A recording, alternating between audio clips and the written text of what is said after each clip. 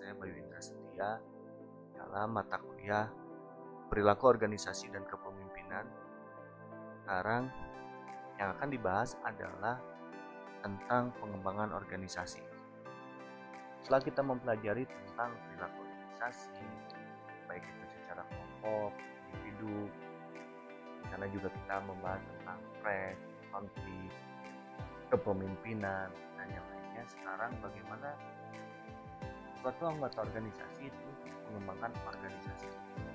Sejarah pengembangan organisasi ditunjukkan oleh 5 latar belakang. Yang pertama adalah pelatihan laboratorium, umpan balik survei, riset tindakan, produktivitas dan kualitas kehidupan kerja, serta perubahan strategi.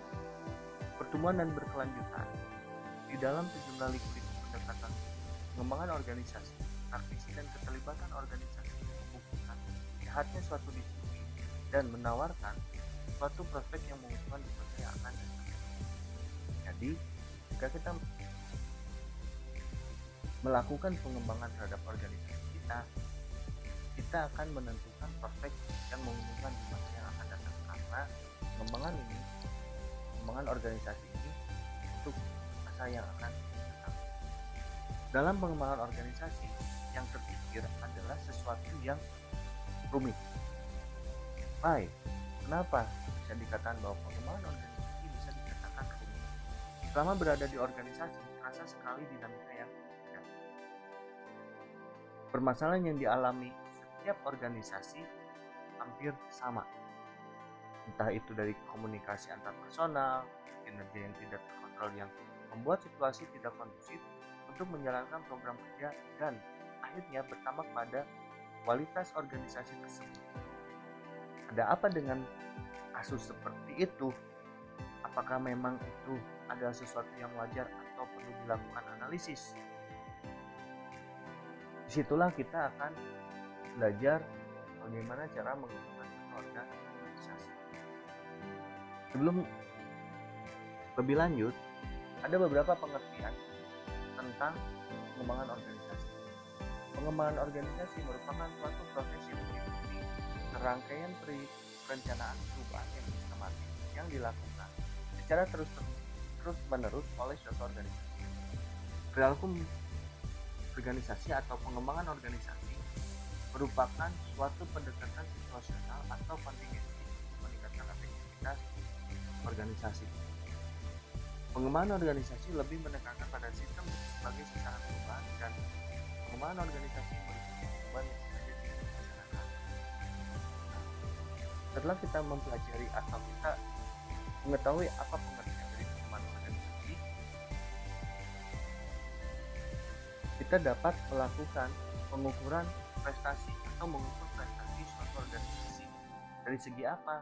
Yang pertama adalah adanya efisiensi, yang kedua adalah efektivitas, dan yang ketiga adalah kesehatan organisasi. Efisiensi dapat diukur dengan membandingkan antara masukan dan keluaran atau input dan output yang mengacu pada konsep minimax, masukan minimum dan keluaran yang maksimum. Efektivitas adalah suatu tingkat prestasi organisasi dalam mencapai tujuannya, artinya kesejahteraan tujuan yang telah ditetapkan dapat dicapai. Yang ketiga, kesehatan organisasi. Suatu fungsi dari sifat dan mutu hubungan antara para individu dan organisasi, yaitu hubungan yang dinamis dan adaptabilitas. Itu adalah tentang pengertian pengembangan organisasi.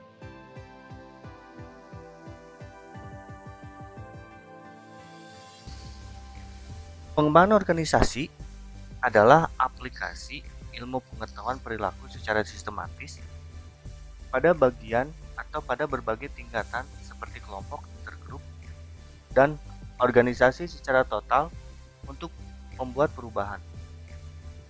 Tujuannya adalah untuk mendapatkan kualitas kerja yang lebih baik, produktivitas, kemampuan adaptasi, dan efektivitas si organisasi tersebut. Pengembangan organisasi ini mencari perubahan dalam keyakinan, sikap, nilai, strategi, struktur, dan praktek-praktek dalam organisasi sehingga dapat menyesuaikan lebih baik dalam kompetisi keuntungan teknologi, dan perubahan yang sangat cepat terhadap lingkungannya. Jadi, pengembangan organisasi dimaksudkan untuk mengubah seluruh bagian organisasi dalam rangka memberikan respon yang lebih manusiawi, lebih efektif, dan lebih baik untuk menjadi organisasi pembelajaran yang memperbaiki dirinya sendiri. Jadi ada beberapa organisasi telah tumbuh menjadi besar sehingga sulit untuk dikoordinasikan di antara bagian-bagian organisasinya. Pengembangan organisasi adalah program menyeluruh yang memperbaiki interaksi antar bagian dari organisasi karena mereka saling mempengaruhi. Pengembangan organisasi menitikberatkan pada struktur, teknologi, dan orang-orang yang saling mempengaruhi. Pengembangan organisasi ingin menjawab suatu pertanyaan penting, yaitu seberapa efektif semua organisasi ketika mereka disatukan kerja bersama. Sehingga di situ ada asumsi dalam pengembangan organisasi. Ada individual, ada kelompok, dan ada organisasi. Individual, orang yang ingin tumbuh dan matang. Karyawan dari individu sendiri ya. Karyawan memiliki banyak hal untuk ditawarkan yang saat ini belum terpakai dalam pekerjaannya. Jadi mereka save kompetensi. Sebagian besar karyawan menginginkan kesempatan untuk menyumbangkan kemampuannya, tetapi si organisasi itu belum bisa membaca kompetensi yang dimiliki oleh masing-masing karyawannya. Untuk asumsi kelompok dan tim adalah amat penting dalam keberhasilan suatu organisasi. Kelompok memiliki pengaruh yang sangat kuat terhadap perilaku individu. Peran yang kompleks yang dimainkan dalam kelompok memerlukan pengembangan keterampilan. Nah, setelah adanya individu masuk ke dalam kelompok, si kelompok ini akan membentuk suatu organisasi. Kontrol, kebijakan, dan aturan yang berlebihan bisa merusak organisasi. Konflik dapat dimanfaatkan asalkan disalurkan dengan tepat. Jadi konfliknya diatur oleh si organisasi tersebut. Tujuan individu dan organisasi dapat disesuaikan. Sehingga nantinya akan terjadi nilai-nilai yang mendasar dalam pengembangan organisasi. Adanya penghargaan pada orang lain atau individu, adanya percaya dalam mendukung, kenyamanan kekuasaan, konfrontasi, dan adanya partisipasi dari masing-masing anggota organisasi. Sehingga pengembangan organisasi ini bisa dikatakan rumit karena akan terjadi beberapa irisan atau konflik di dalam individu atau kelompok atau organisasi itu sendiri. Proses pengembangan organisasi yang pertama adalah adanya pengenalan masalah, diagnosis organisasi, pengembangan strategi perubahan, intervensi, dan pengukuran serta evaluasi. Dalam proses pengembangan organisasi, pimpinan atau kita atau anggota organisasi harus mengenali masalahnya. Pada tahap ini biasanya manajemen akan menentukan hakikat permasalahan perusahaan untuk melakukan pendekatan pengembangan organisasi yang dianggap paling berhasil dan untuk meyakinkan adanya dukungan penuh dari manajemen. Selama pada tahap ini, orang yang mencari atau mengenalkan masalah akan melakukan interview pada orang-orang yang berlainan dalam organisasi, baik itu pimpinan maupun karyawan. Setelah itu baru kita akan mengumpulkan data. Survei dilakukan untuk menentukan suasana organisasi dan masalah perilaku. Adanya umpan balik data, kelompok kerja ditunjuk untuk mereview data yang dikumpulkan untuk melakukan mediasi, ketidakcocokan, dan yang lainnya. Setelah itu adalah adanya perencanaan dan pemecahan masalah atau pengembangan strategi perubahan. Kelompok menggunakan data untuk mengembangkan rekomendasi khusus demi perubahan.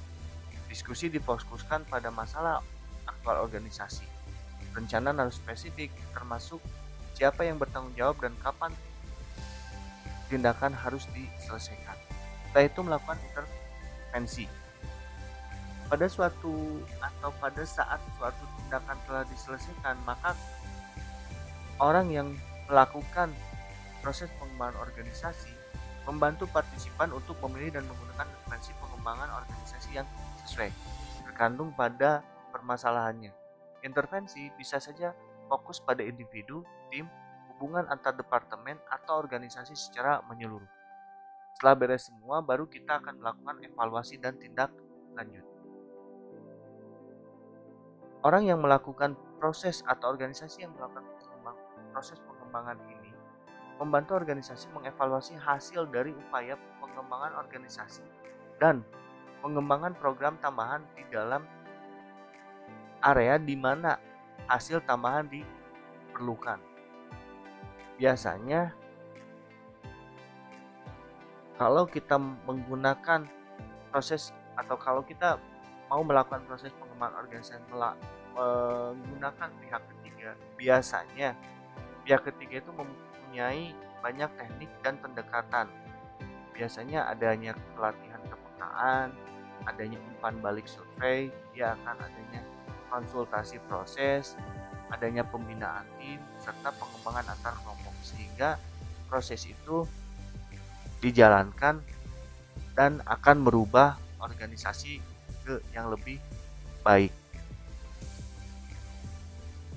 Jika kita belajar tentang proses pengembangan organisasi, kita harus tahu tujuan dari pengembangan organisasi. Yang pertama adalah menciptakan harmonitas hubungan kerja antara pimpinan dan staf anggota organisasi, menciptakan kemampuan memecahkan persoalan organisasi secara lebih terbuka, dan menciptakan keterbukaan dalam berkomunikasi. Yang terakhir adalah merupakan semangat kerja para anggota organisasi dan kemampuan mengendalikan diri di organisasi atau individu tersebut. Ada konsep, biasanya disebut dengan 3 konsep dalam pengembangan organisasi. Yang pertama adalah ta'rif atau saling mengenal satu sama lain. Artinya adalah banyak yang mengatakan bahwa kita dalam suatu organisasi kita sudah mengenal semua karyawan, padahal ketika ditanya pekerjaan, alamat, sifat, kesenangan, dan bagaimana keluarganya, sekolah, dan lain-lainnya, ternyata kita tidak tahu. Ketika kita tidak mengenal orang lain secara mendalam, maka orang lain terkadang akan tersinggung dengan tingkah laku kita atau perkataan kita dan lainnya akan tetapi ketika kita sudah mengenal secara dekat dari sudut pandang manapun, maka ketika dia tidak dapat datang rapat misalkan, kita bisa memahaminya. Jadi ta'rif ini adalah saling mengenal satu sama lain. Jadi kenalilah teman kita dalam suatu organisasi sehingga kita bisa tahu kegiatan teman kita itu di luar sana, sehingga kita akan menjadi tafahum atau saling memahami. Saling memahami antara satu dengan yang lainnya akan membina rasa kekeluargaan, keakraban. Misalkan ketika menjalankan tugas mendatangi orang, atau misalnya kita ambil contoh di bank, ketika menjalankan tugas atau mendatangi nasabah, pertama mereka mengatakan bahwa beliau saat ini sedang bertugas.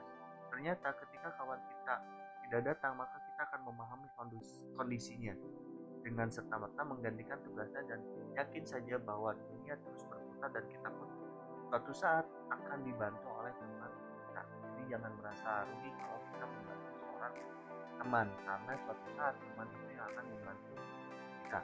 Yang terakhir adalah tafakul atau saling mengemban beban atau saling mengemban tugas. Di sini ketika kita sudah saling mengenal, saling memahami, muncullah saling bekerja sama atau saling mengemban amanah, sehingga akan mensingkirkan adanya perasaan saling curiga, saling benci, fitnah, hujat, cemburu, dan lain-lain. Nah, pertanyaannya adalah apakah kita bisa melakukan hal ini untuk pengembangan organisasi kita? Kembalikan lagi kepada teman-teman di sini, apakah kita sudah bisa ta'rif, tafahum, dan tafakul terhadap rekan kerja kita? Kalau alam bisawab itu ada jawabannya, ada pada diri kita masing-masing. Itulah sedikit tentang konsep dari pengembangan organisasi. Mudah-mudahan setelah mempelajari pengembangan organisasi, kita bisa terbuka dalam membuat suatu organisasi itu menjadi berkembang dengan wawasan kita, dengan pengalaman kita, dengan kompetensi kita. Sekian pembahasannya. Terima kasih. Wabillahi taufiq wal hidayah. Wassalamualaikum warahmatullahi wabarakatuh. Setelah kita belajar tentang proses pengembangan organisasi, kita harus tahu tujuan dari pengembangan organisasi. Yang pertama adalah menciptakan keharmonisan hubungan kerja antara pimpinan dengan staf anggota organisasi, menciptakan kemampuan memecahkan persoalan organisasi secara lebih terbuka, dan menciptakan keterbukaan dalam berkomunikasi. Yang terakhir adalah merupakan semangat kerja para anggota organisasi dan kemampuan mengendalikan diri di organisasi atau individu tersebut. Ada konsep, biasanya disebut dengan 3 konsep dalam pengembangan organisasi. Yang pertama adalah ta'rif atau saling mengenal satu sama lain. Artinya adalah banyak yang mengatakan bahwa kita dalam suatu organisasi kita sudah mengenal semua karyawan, padahal ketika ditanya pekerjaan, alamat, sifat, kesenangan, dan bagaimana keluarganya, sekolah, dan lain-lainnya, ternyata kita tidak tahu. Ketika kita tidak mengenal orang lain secara mendalam, maka orang lain terkadang akan tersinggung dengan tingkah laku kita atau perkataan kita dan lainnya akan tetapi ketika kita sudah mengenal secara dekat dari sudut pandang manapun, maka ketika dia tidak dapat datang rapat misalkan, kita bisa memahaminya. Jadi ta'rif ini adalah saling mengenal satu sama lain. Jadi kenalilah teman kita dalam suatu organisasi sehingga kita bisa tahu kegiatan teman kita itu di luar sana, sehingga kita akan menjadi tafahum atau saling memahami. Saling memahami antara satu dengan yang lainnya akan terbina rasa kekeluargaan, keakraban. Misalkan ketika menjalankan tugas mendatangi orang, atau misalnya kita ambil contoh di bank, ketika menjalankan tugas atau mendatangi nasabah, ternyata mereka mengatakan bahwa beliau saat ini sedang bertugas. Ternyata ketika kawan kita tidak datang, maka kita akan memahami kondisinya dengan serta-merta menggantikan tugasnya, dan yakin saja bahwa dunia terus berputar dan kita pun suatu saat akan dibantu oleh teman kita. Jadi jangan merasa rugi kalau kita membantu seorang teman, karena suatu saat teman itu yang akan membantu kita. Yang terakhir adalah tafakul atau saling mengemban beban atau saling mengemban tugas. Di sini ketika kita sudah saling mengenal, saling memahami, muncullah saling bekerja sama atau saling mengemban amanah, sehingga akan menyingkirkan adanya perasaan saling curiga, saling benci, fitnah, hujat, cemburu, dan yang lainnya. Nah, pertanyaannya adalah apakah kita bisa melakukan hal ini untuk pengembangan organisasi kita? Kembalikan lagi kepada teman-teman di sini, apakah kita sudah bisa ta'rif, tafahum, dan tafakul terhadap rekan kerja kita? Kalau alam bisawab, itu ada jawabannya, ada pada diri kita masing-masing. Itulah sedikit tentang konsep dari pengembangan organisasi. Mudah-mudahan setelah mempelajari pengembangan organisasi, kita bisa terbuka dalam membuat suatu organisasi itu menjadi berkembang dengan wawasan kita, dengan pengalaman kita, dengan kompetensi kita. Sekian pembahasannya. Terima kasih. Wabillahi taufiq wal hidayah. Wassalamualaikum warahmatullahi wabarakatuh.